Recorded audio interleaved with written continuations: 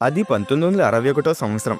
ఆలవేలి మల్లవరం అనే గ్రామంలో చేను గట్లలో పొలాలలో ఒక పాము ఎప్పుడు తిరుగుతూ ఆ ఊరి ప్రజలు కనిపిస్తూ ఉండేది. ఇది దైవానికి సంబంధించిన పామని సుబ్రహ్మణ్యుడని ఒక గుడి కట్టడం ప్రారంభించారు. ఇంతలో ఆ పాము శరీరాన్ని వదిలి చనిపోతుంది.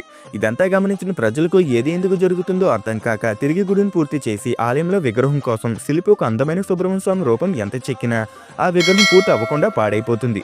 ఇంతలో అక్కడ ఉన్న పూజారి కళలో స్వామి కనిపించి నన్ను ఏ రూపంలో చూశారో అదే రూపంలో నేను ఉండగలనని చెప్పడంతో శిల్పి ఒక అందమైన పెద్ద నాగుపాము విగ్రహాన్ని చెక్కి గుడిలో ప్రతిష్ఠించారు. పూజలు యథావిధిగా సాగుతున్న సమయంలో ప్రతిరోజు ఉదయం గర్భగుడిలో ఉన్న స్వామి మరియు శివలింగానికి ఒక నాగుపాము చుట్టుకొని కనిపిస్తూ ఉండేది.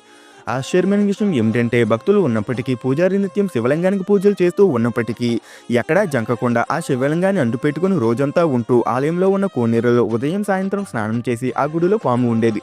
వీడియో నచ్చితే ఓం సుబ్రహ్మణ్య స్వామి నమః అని కామెంట్ చేసి ఛానల్ సబ్స్క్రైబ్ చేసుకోండి.